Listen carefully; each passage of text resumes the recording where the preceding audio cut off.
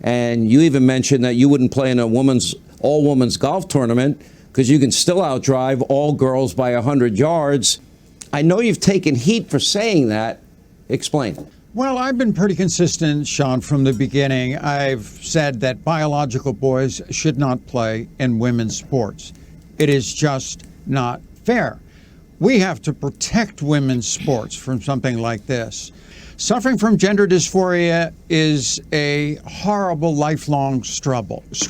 And every story is different. Let me tell you, Sean, I know that one. And say this is wrong.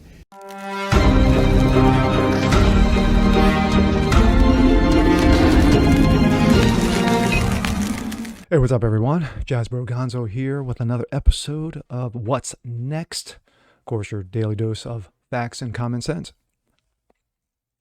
Today's episode, again, we delve into the world of women's sports and why they must be protected at all costs from the woke cancer. Let's take a look. This comes out of Breitbart. Do we have a voice?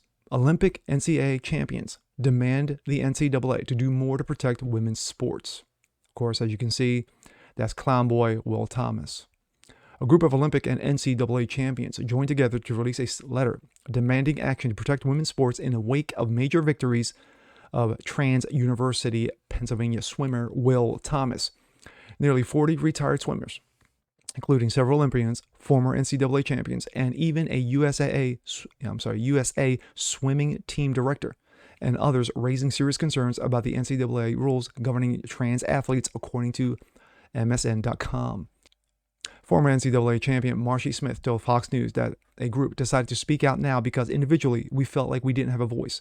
We weren't being asked our opinions and possible solutions to what's going on. Quote, "We are asking the NCAA, do we have a voice?" Smith said. Since the adoption of the Title IX, young mothers like myself and most of the women from the University of Arizona on our list have small children. And for the first time ever, we feel like our daughters may not have the same opportunities for success as we did, Smith said. It's something that has motivated us to speak out publicly. Smith won the NCAA championship 100-meter backstroke back in 2005 while going to the University of Arizona on a full athletic scholarship. The NCAA has not replied to the recent open letter, but Smith did receive a response from NCAA President Mark Emmert to a letter she wrote on her own. In his response, Emmert insisted that the organization is following the science. Let that sink in. Following the science. There's only two genders, male and female. But let's follow the science. Yeah, it must be that freaking fucked up Fauci science. Because in real science, this guy's a clown. Smith, though, discounted the NCAA claims of following the science and said that she does not believe that a male competing in female sports is fair. The former NCAA champion added that the women that signed on to her letter represent excellence and experience that the NCAA must heed. Quote, "The experiences and wisdom of these women is unmatched. We have determined that the best course of action right now would be to err on the side of fairness across the board. That means that women are not asked to forfeit our titles, records, scholarships at this point." And I will add, for men not to compete in women's sports. This is Marshi Smith, former NCAA champion of the 100 meters back in 2005. Sorry. Myself, who have small kids, and most of the women from the University of Arizona on our list have small children. For the first time ever, we feel like our daughters may not have the same opportunities for success that we did. I'm so sorry. And it's something that has motivated us to speak out publicly and step out and put our names on something. I have considered myself a swimmer my whole life. Although I'm not competitively swimming anymore. I started when I was 6 years old. If you're not a swimmer, you don't understand really how close each race can be. And in my instance, I broke my school record by 1/100th of a second. And I only beat the second place finisher by 3/100ths of a second. It's crucial in swimming. Every single centimeter really counts. And that was for sure the case for me in my championship conquest. We are very suspicious of the science that the NCAA is using to determine the metrics that allow a biological male to compete directly with females.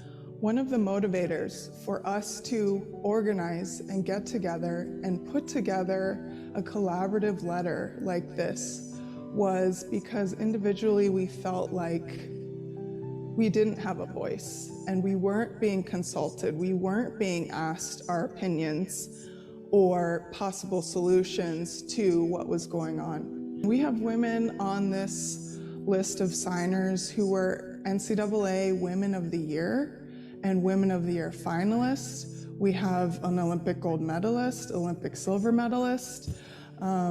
We have multiple national champions on this list. We are asking the NCAA, do we have a voice? And sending this letter from a place of compassion for all and a sense of wanting to include everyone in athletics, which is so important, but in a way that is fair for all. The NCAA has responded to me personally on that letter.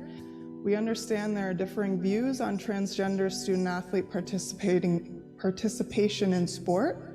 The NCAA's current policy is anchored in evolving science on this issue. A policy anchored in evolving science is not a good enough explanation to women athletes as to why a biological man competing in female sports is fair. I wanted to play that out and let Marshi Smith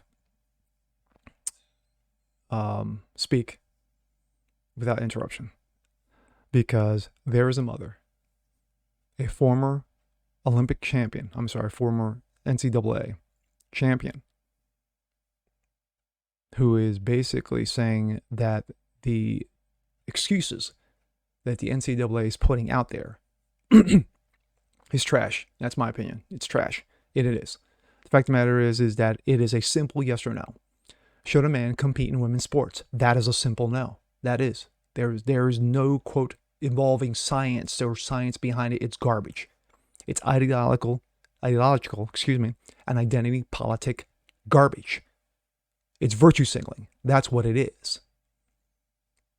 But when you have a woman who was a champion in the 100 meters with kids of her own and has a letter signed by multiple women champions who are saying to the NCAA, your excuse is not good enough.